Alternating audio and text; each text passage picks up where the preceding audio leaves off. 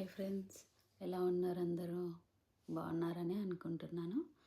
So నేను మీతో ఇవాళ ఇంకో విషయం షేర్ చేసుకుందాం అనుకుంటున్నాను. అదేంటి అంటే నాకు ఈ కాళ్ళ వేళ్ళు అనేవి అన్నీ కమిలినట్టుగా అవుతుండే అనమాట ఆ మధ్య అప్పుడు. సో మంట కూడా వస్తుండే, ఇట్లా పాదం నేలపైన పెట్టరాకుండా కూడా అవుతుండే, నడవబుద్ధి అవ్వకపోతుండే, పెయిన్ ఉంటుంటుండే నడుస్తున్నా కూడా. సో నాకు అనిపించింది షుగర్ లెవెల్స్ పెరుగుతున్నట్టున్నాయి, మేబీ అందుకే అలా అవుతుంది అనేసి అనుకున్నాను.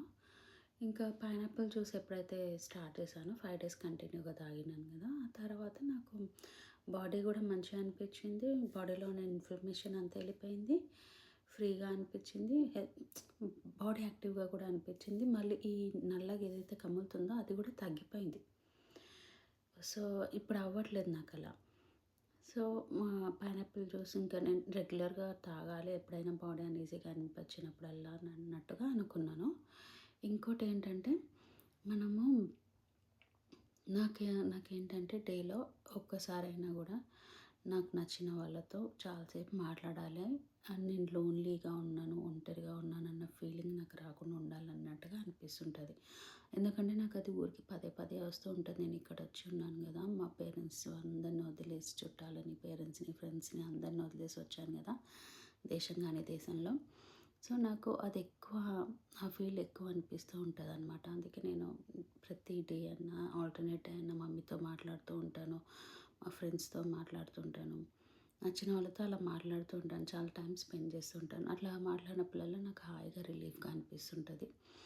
అయితే ఇది ఎప్పుడు కుదరదు కదా, దీనికి కూడా ఒక సొల్యూషన్ అనేది ఎత్తుక్కోవాలన్నట్టు అనుకున్నాను. సో నాకు అలా అవుతున్నప్పుడు నేను బాడీని నోటీస్ చేయడం స్టార్ట్ చేశాను. ఎప్పుడైతే నేను ఒక్కదాన్నే ఉన్నానో, నాకు ఇట్లా అన్ఈజీగా అనిపించడము, బ్రీతింగ్ హెవీ లాగా అనిపించడము, యాంగ్జైటీ లాగా అయిపోతుంది కదా. సో బాడీలో అట్లా అవుతున్నప్పుడు బాడీ ఏ విధంగా రియాక్ట్ అవుతుంది అన్నది నోటీస్ చేశాననమాట. అయితే నాకు ఈ టంగ్ అనేది హెవీ అవుతుంది ఆ టైంలో.